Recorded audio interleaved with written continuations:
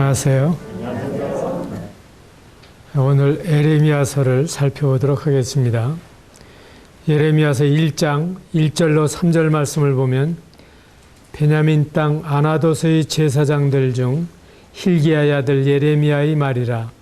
아몬의 아들 유다 왕 요시야가 다스린 지 13년에 여호와의 말씀이 예레미야에게 임하였고, 요시야의 아들 유다의 왕 여호야김 시대부터 요시야의 아들 유다의 왕 시드기야의 11년 말까지 곧 5월에 예루살렘이 사로잡혀 가기까지 임하니라 하는 말씀이 서론으로 기록이 되어 있습니다. 이 예레미야서를 기록한 사람이 예레미야라고 하는 사람에 대해서는 누구나 동의하고 있습니다. 서문에 나와 있는 대로 예레미야는 아나도스에 살고 있었던 젊은 제사장이었습니다.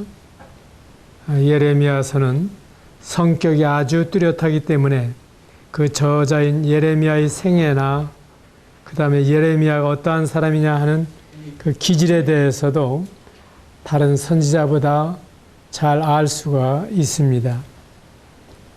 눈물의 선지자라 불리웠던 예레미야는 애국자였고 하나님께 충성하며 경건한 예언자였습니다. 그는 이스라엘 민족이 포로가 되리라는 참 불행한 예언을 해야만 했습니다. 우리가 예레미야서 1장 11절 이하에 있는 말씀을 보게 되면 예레미야야 네가 무엇을 보느냐 하셨을 때 내가 살구나무 가지를 보나이다 하는 말씀을 하고 있습니다. 그런데 네가 잘 보았도다 이는 내가 내 말을 지켜 그대로 이루려 함이니라 하는 말씀을 주시고 있습니다. 히브리어로 살구나무와 지킨다고 하는 말은 비슷한 발음을 가지고 있어요. 우리나라에서도 음은 비슷한데 뜻이 전혀 다른 경우나 또 뜻은 전혀 다른데 음이 비슷한 경우들을 볼 수가 있죠. 그렇다면 예레미야에게 주신 말씀은 뭡니까? 14절에 보게 되면 재앙이 북방에서 일어나 이 땅의 모든 주민에게 부어지리라. 내가 북방 왕국들의 모든 족속들을 부를 것인즉 그들이 와서 예루살렘 성문 어귀에 각기 자리를 정하고 그 사방 모든 성벽과 유다 모든 성읍들을 치리라 하는 말씀이 기록되어 있습니다. 이스라엘에게 있어서 북방이나 우리에게 있어서의 북방이나 이 북방에는 위험 세력이 도사리고 있었습니다. 이스라엘에게는 동서남북에 위협적인 세력들이 있었죠. 남쪽에는 애굽이 있었고 그리고 동쪽에 지금의 이락 땅에 바벨론이나 페르시아 제국이 나타났었고 또 북쪽에는 아시리아나 동북방으로부터 이 바벨론 신흥제국의 위협을 받았어요.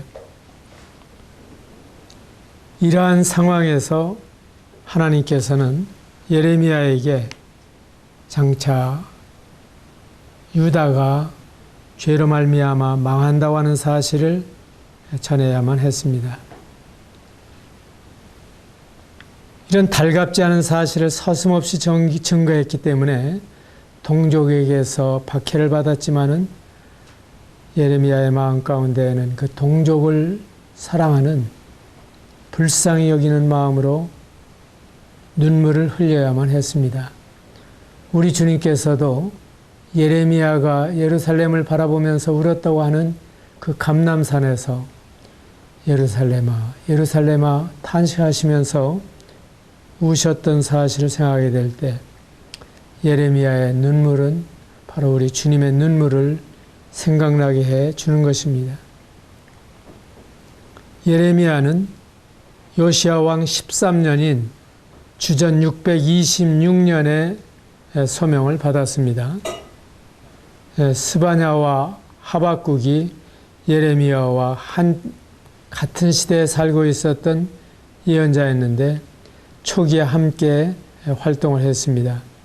그런가 하면 다니엘은 예레미야가 노년에 이르렀을 때 다니엘은 소년으로 바벨론 포로로 잡혀가게 되면서 같은 시대에 이 일을 했습니다. 예레미야의 초기에 전파한 말씀은 이스라엘이 죄악으로 인하여 멸망하고야 만다고 하는 것이었습니다. 마침내 586년 예루살렘이 함락되고 느부갓네살은 예레미야에게 바벨론으로 가든가 아니면 가난한 동족들과 머물든지 선택을 하라고 했을 때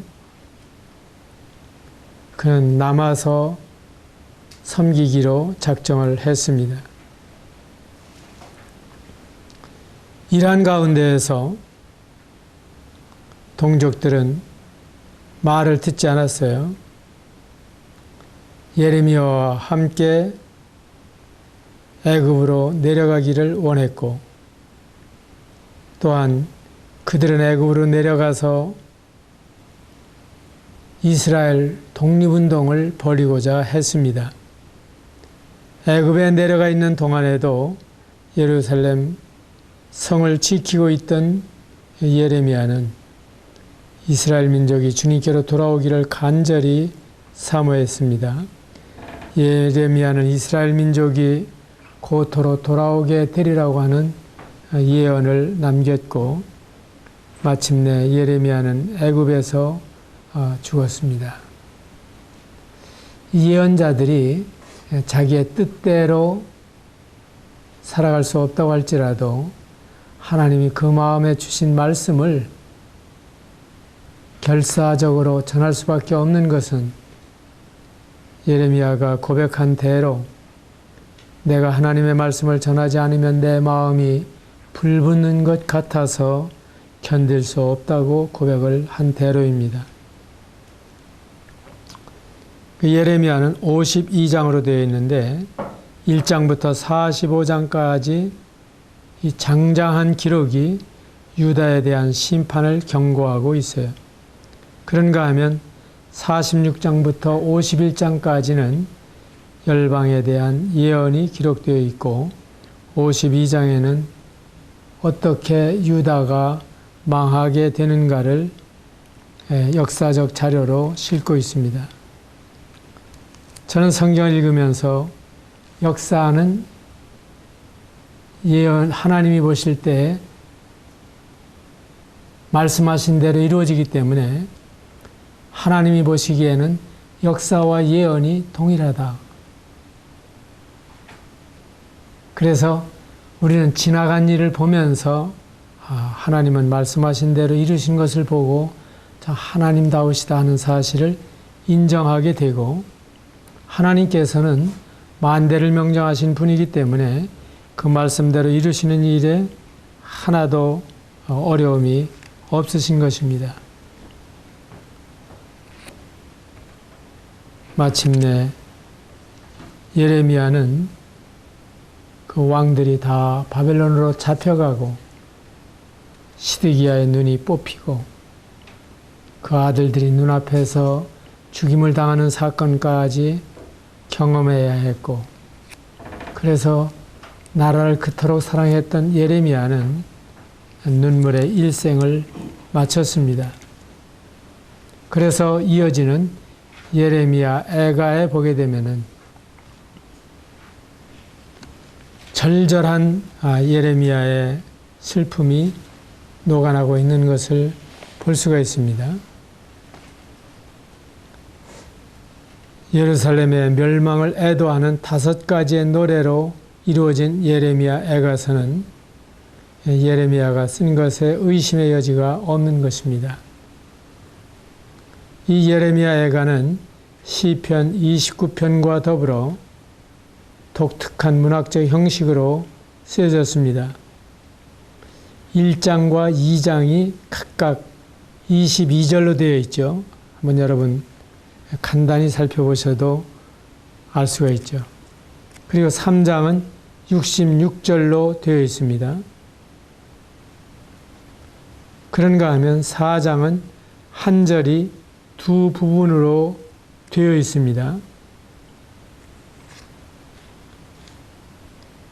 5장은 좀 예외입니다만은 여전히 22절로 되어 있고, 그러면 22절이 무슨 의미가 있느냐?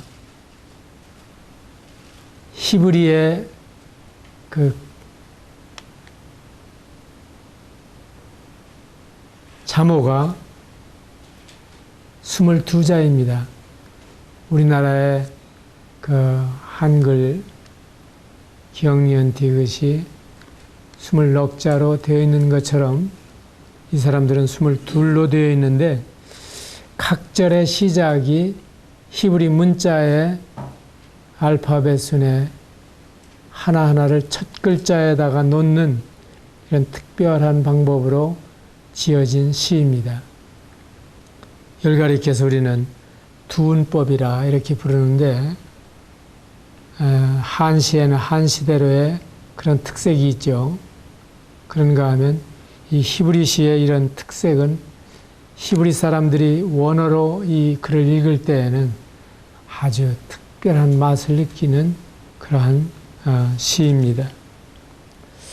그러한 그 두운법에 맞추어서 이 절절한 시를 짓는다고 하는 것은 그렇게 쉬운 일은 아니었을 것입니다.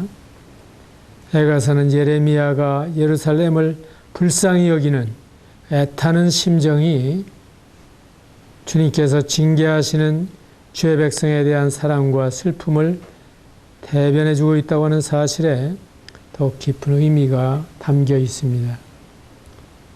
예레미야가 느끼던 그 연민의 정이 우리가 마태복음 23장 37절로 39절에 있는 말씀을 보게 되면, 감람산에서 예루살렘을 바라보면서 예루살렘아 예루살렘아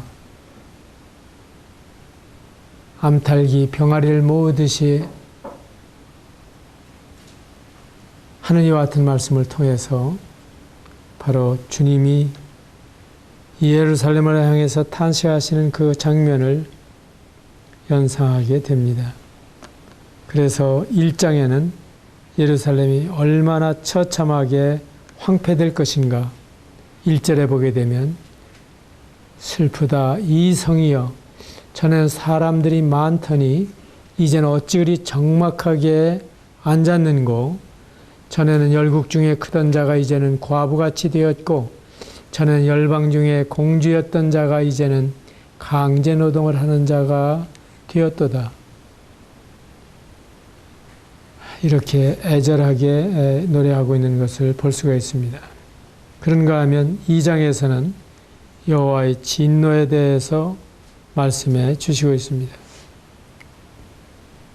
던지시고 엎으시고 욕되게 하시고, 그리고 이스라엘 모든 뿔을 자르시고 오른손을 뒤로 거두어 들이시고 불사르시고 불처럼 쏟으셨다 하는 이와 같은 말씀들이 절절히 나오고 있는 것을 보게 되면, 얼마나 예루살렘이 황폐할 것을 잘 보여주고 있습니다.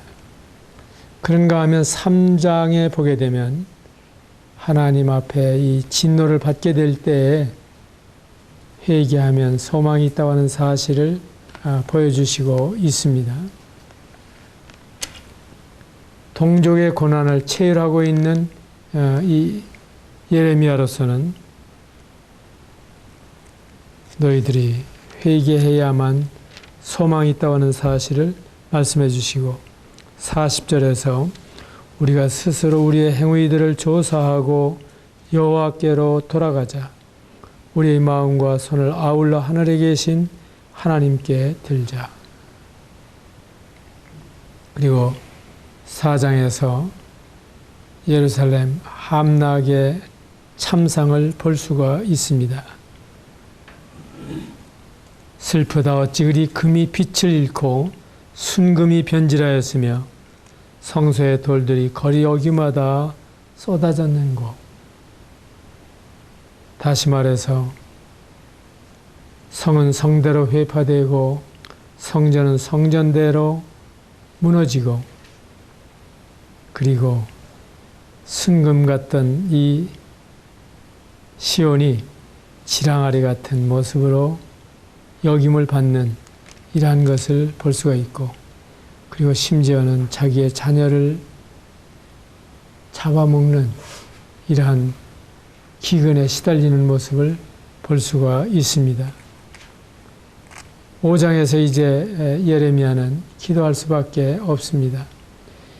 1절 여호와여 우리가 당한 것을 기억하시고 우리가 받은 치욕을 살펴보옵소서. 우리는 아버지 없는 고아들이오며 우리 어머니는 과부들 같으니. 이것이 바로 이스라엘의 참상을 하나님께 고발하면서 호소하고 있는 모습입니다. 우리의 조국이 당하고 있는 이 위기에서 우리는 예레미야서와 예레미야 애가서가 특별히 우리의 기도가 되어야 한다고 분별합니다.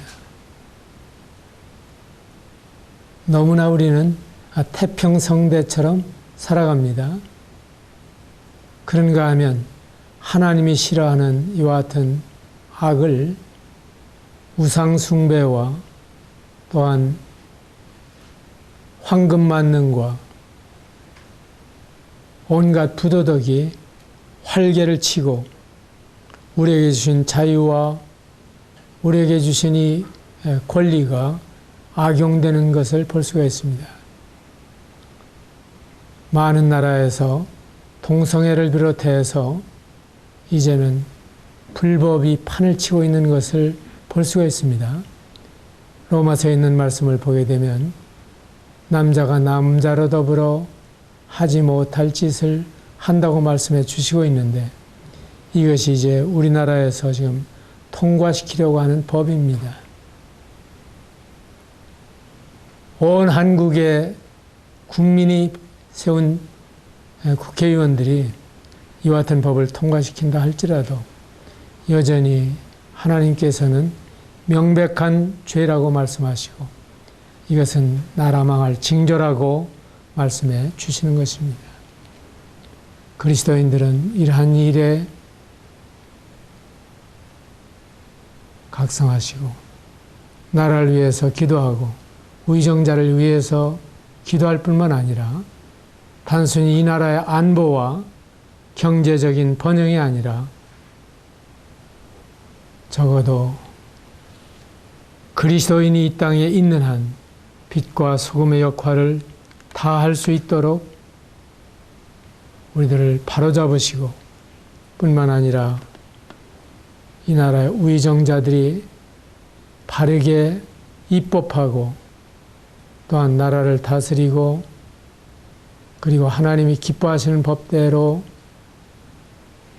재판할 수 있도록 기도하고 권면해야 할 것입니다. 예레미야는 죽음의 위기를 여러 번 겪었습니다. 그는 구덩이에도 던져지고 감옥에도 들어가고,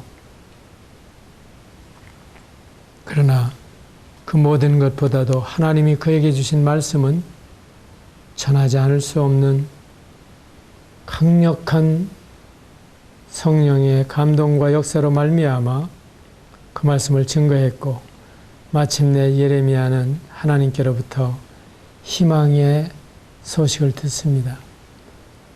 마침내 이스라엘은 회복된다.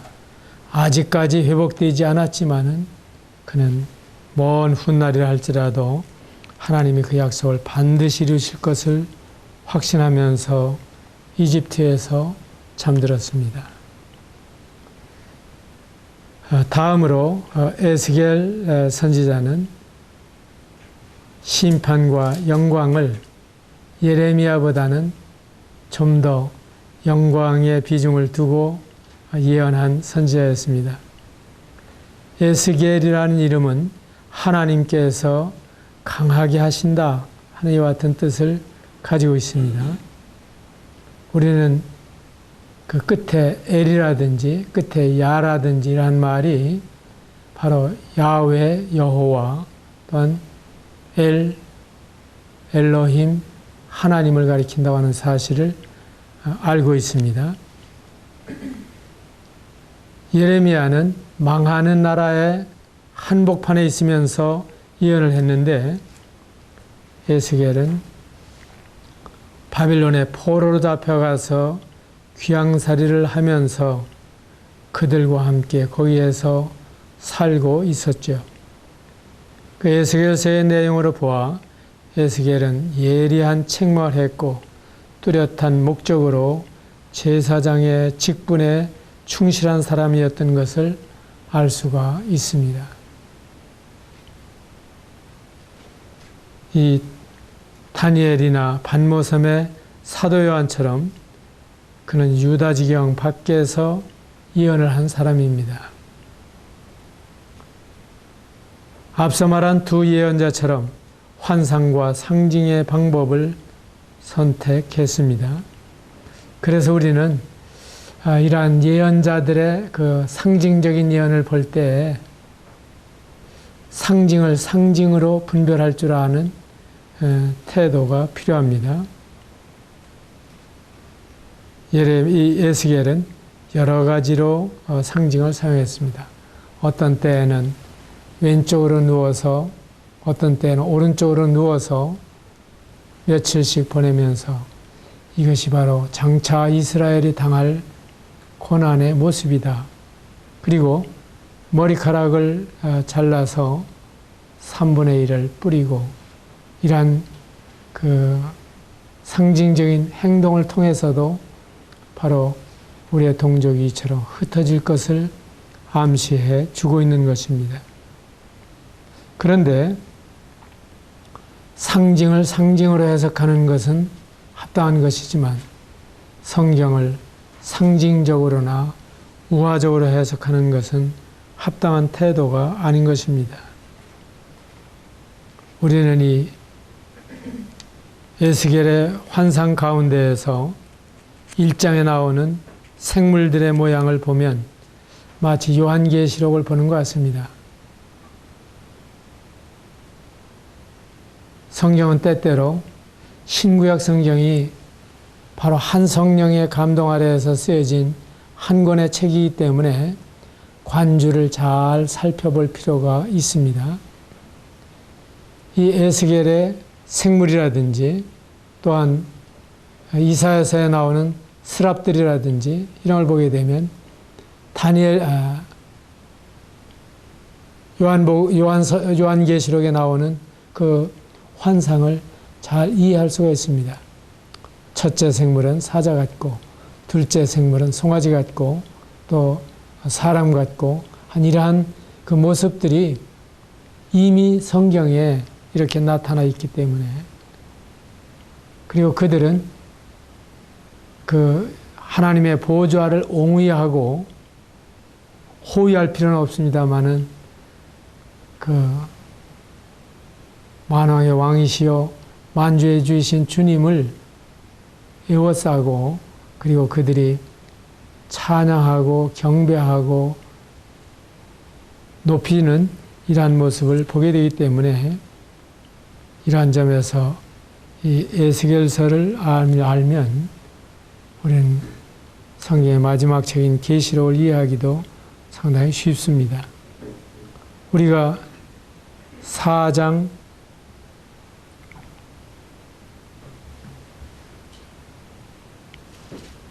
5절 이하에 있는 말씀을 보게 되어도 거기에 보게 되면 내가 그들의 범죄한 횟수대로 네게 날수를 정하였나니 그 390일이니라.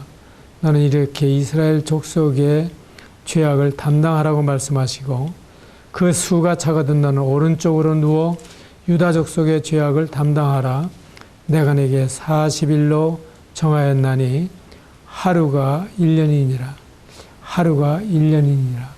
1일 1년 성경 해석의 원리를 여기에서 볼 수가 있습니다. 민수기에서 보게 되면은 이스라엘이 40일 동안 광야를 정탐하면서 불신을 보였을 때 하나님께서는 40년으로 다스리신 것을 볼 수가 있죠. 그런데 여기서는 하루가 1년이라고 하는 말씀을 주시고 있습니다. 이러한 말씀들은 또한 다니엘서를 해석하는 데에도 적용을 하게 됩니다. 5장에 보게 되면 머리털과 수염을 깎는 상징이 나타나 있어요. 이와 같이 에스겔은 참 어쩌면 아주 대단히 기인과 같은 모습으로 예언을 했던 예언자입니다. 하나님께서는 이렇게 인상적으로 이 에스겔을 사용하셨습니다. 에스겔이 예언한 목적은 민족적인 범죄로 말미암아 이스라엘이 타락하고 흩어지게 되리라고 말씀해 주시고, 그런가 하면 마침내 이스라엘이 민족적으로 국가적으로 회복이 되어서 그들을 대적하는 자들이 심판을 받고 다윗과의 언약대로 국가가 수립되고 영광을 누리게 될 것이다 하는 사실을 말씀해 주십니다. 이러한 점에서 보게 될 때 이 에스겔은 천년 왕국의 영광을 미리 말씀해 주신 대단히 위대한 선지자였어요. 1장부터 3장에 보게 되면 에스겔을 부르시는 것을 볼 수가 있습니다. 이 예언자들은 하나님이 부르셨을 때 늘 저는 아이라 말할 줄 알지 못합니다. 제가 어떻게 그 백성들 가운데에서 이 말씀을 전하겠습니까? 누가 믿어주겠습니까? 그렇지만 하나님께서는 그들을 격려하셔서 이 일을 감당하도록 하시고, 마치 해산하는 여인이 그 극심한 고통 가운데에서도 아이를 출산하여야만 하는 것처럼 이 말씀을 증거했습니다. 그리고 4장부터 24장까지는 바로 예루살렘에 대한 심판, 그리고 25장부터 32장까지는 열방에 대한 심판, 그리고 33장에는 파수꾼으로서의 사명을 간절하게 말씀해 주시고 있습니다. 그리고 34장에서 39장까지는 이스라엘이 고토에 돌아오면서 일어나게 될 사건을 말씀해 주십니다. 우리는 37장에서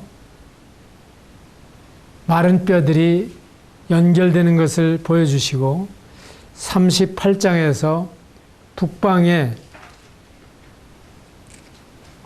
먼 북방, 극한 북방에서 이스라엘을 쳐들어오는 무리들을 말씀해 주시고 있습니다. 이와 같은 예언이 아직 미래의 사실로 남아 있습니다. 에스겔이 이 사실을 예언한 지 2700년 동안에 아직까지도 이 예언은 성취된 적이 없습니다. 분명히 하나님께서는 북방, 먼 북방, 극한 북방을 말씀해 주시고, 그리고 마곡 땅에 있는 로스와 메섹과 두발 왕을 말씀해 주시고 있습니다. 메섹은 모스크바의 어원입니다. 두발은 토벌스크의 어원입니다. 로스는 러시아의 어원입니다. 어디를 가리키겠습니까? 어떻게 2600~700년 전에 말씀하신 사실이 이루어지기를 우리가 기대할 수 있습니까?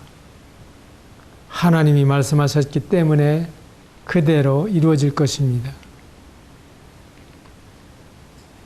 우리는 이 어미하신 하나님의 말씀이 그대로 이루어질 것을 믿고 기다립니다. 세계 정세에 대해서 너무 민감할 필요는 없습니다. 그러나 아무리 불가능해 보이는 상황이라 할지라도 하나님께서는 이루실 것입니다.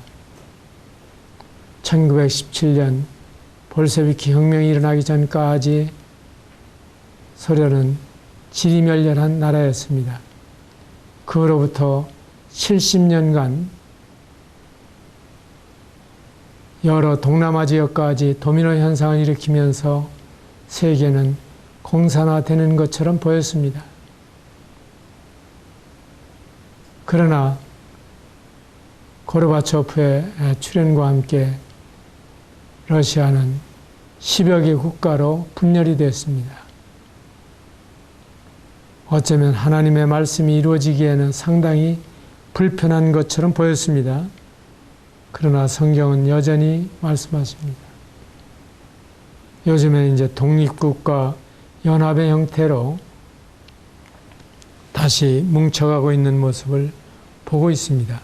그러면 이 모든 것이 38장과 39장의 예언을 성취할 수 있는 시기가 도래하고 있음을 우리에게 보여주시고 있는 것이죠.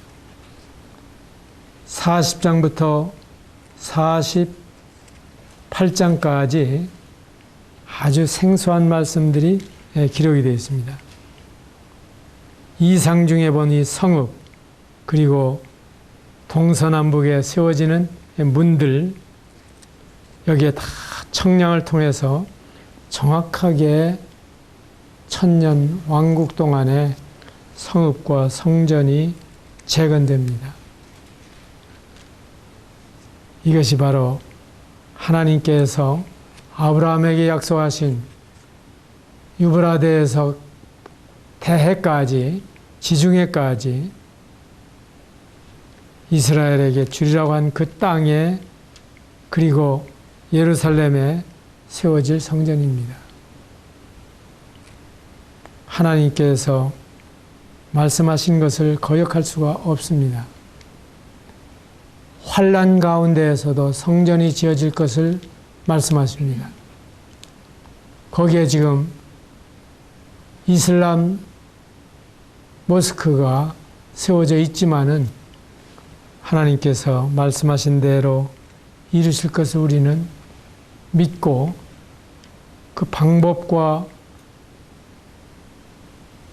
정세는 우리가 몰라도 하나님은 이루실 것으로 우리는 기대하고 기다리고 있는 것입니다.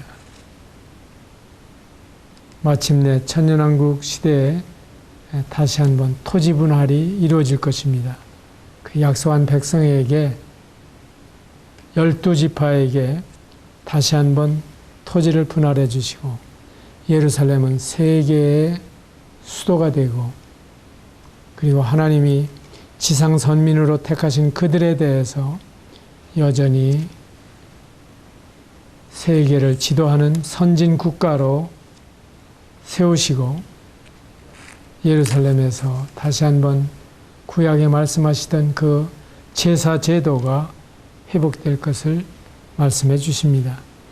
48장 35절에 보게 되면 그날 후로는 그 성읍의 이름을 여호와 삼마라 하리라, 이렇게 끝나고 있는데, 여호와 삼마라고 하는 것은 무엇입니까?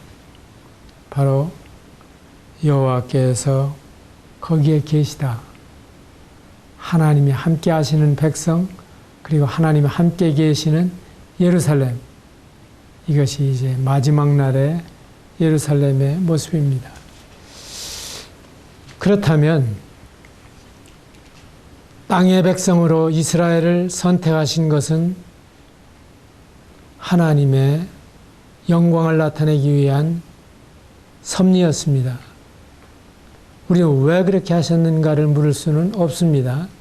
그러나 하나님께서 이스라엘을 선택하시고, 그리고 이 유다를 건드리는 자에게는 마치 눈동자를 건드리는 것과 같이 보시고, 그리고 그들이 세계에서 1,500만밖에 되지 않는 아주 소수 민족이지만, 그리고 이스라엘 땅에 와서 살고 있는 유다인은 600만밖에 되지 않지만, 미국에 살고 있는 유대인보다 오히려 초소수가 살고 있지만, 그럼에도 불구하고 하나님께서는 그들의 번영을 말씀해 주시고 마침내 약속대로 세계를 지배할 거라고 말씀해 주십니다.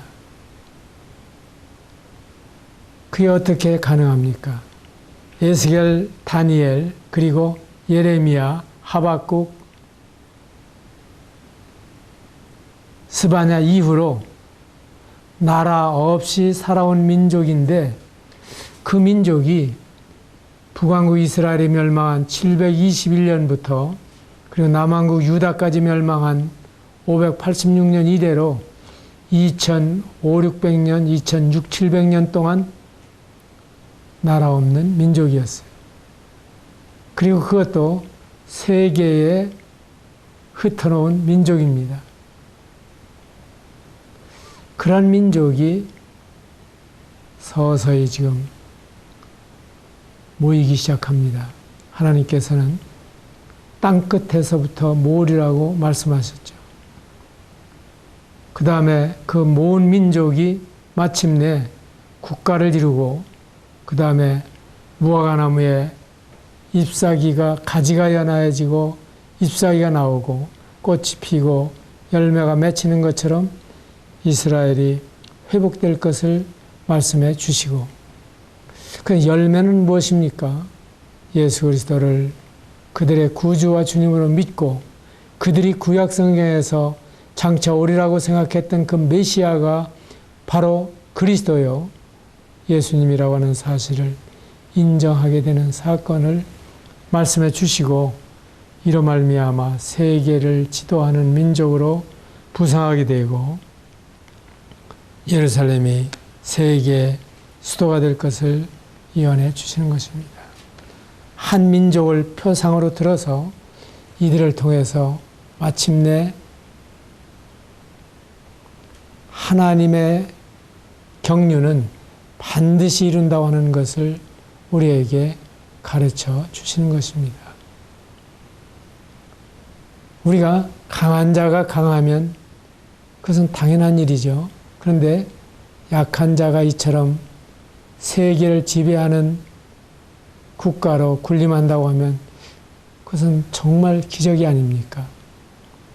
우리가 35년 동안 일본의 지배를 받으면서 얼마나 동화되어 있었습니까? 창씨 개명을 해야 했고, 그리고 그들의 언어로 사용을 해야 되었고, 우리말을 사용하게 되면은 체벌을 받아야 했고, 벌금을 물어야 하고, 그리고 모든 푸대접을 받아야 되는, 그 일어를 사용하지 않으면 차표를 살 수가 없고 공적 활동을 할 수가 없는 그러한 시대 가운데 만일에 100년이 갔다고 생각해 보세요. 어떻게 됐을까? 그런데 2500년 동안을 버텨오면서 여전히 지금 신생 독립해서 성장하고 있는 이스라엘을 보면 참으로 하나님이 말씀하신 것은 반드시 이루어진다고 하는 사실을 우리가 인정하지 않을 수가 없고, 말씀대로 우리는 성경을 믿을 수밖에 없습니다. 아무쪼록 여러분들이 성경이 증거하는 대로 예수님을 믿고 1.1억도 없어지지 아니하는 이 말씀을 여러분 마음에 간직하고 이 말씀대로 순종하시고 살아가시기 바랍니다. 감사합니다.